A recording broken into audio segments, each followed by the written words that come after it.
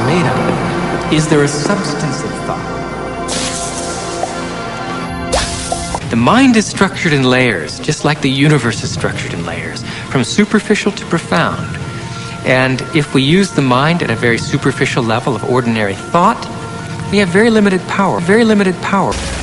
The brain is made up of tiny nerve cells called neurons. These neurons have tiny branches that reach out and connect to other neurons to form a neural net. Each place where they connect is integrated into a thought or a memory. Now, the brain builds up all its concepts by the law of associative memory.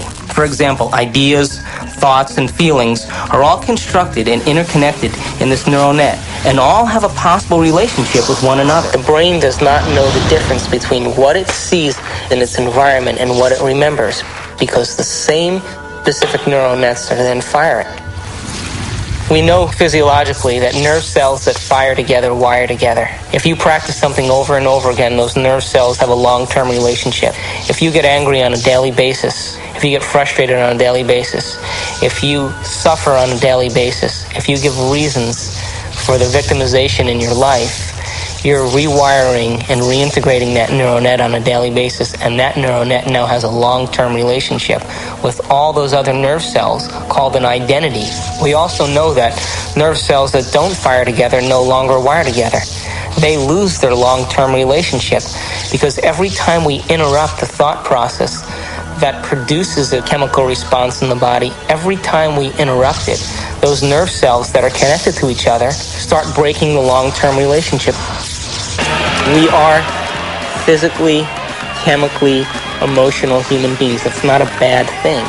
It only becomes a limitation when we keep accessing those same emotions and those same attitudes on a daily basis and go nowhere in terms of our change or evolution in our life. We have never had enough time to care for anyone else other than our own emotional addictive needs. We keep quantum physics and the understanding very simple for the layperson, that our observation has a direct effect on our world. I think if we keep it very simple, then people can get about the business of beginning to practice the skill of observation. See, the subatomic world responds to our observation, but the average person loses their attention span every 6 to 10 seconds per minute. So that doesn't leave a lot of room for our attention span. So how can the very large respond to someone who doesn't have the ability to even focus and concentrate? Maybe we're just poor observers.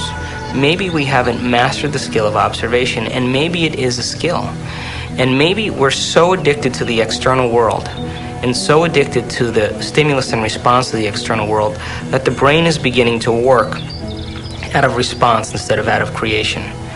If we're given the proper knowledge and the proper understanding and given the proper instruction, we should begin to see measurable feedback in our life. If you make the effort to sit down and design a new life, and you make it the most important thing, and you spend time every day feeding it like a gardener feeds a seed, you will produce fruit. You will produce fruit. It's out of bounds. Gotta be on the court to be in play.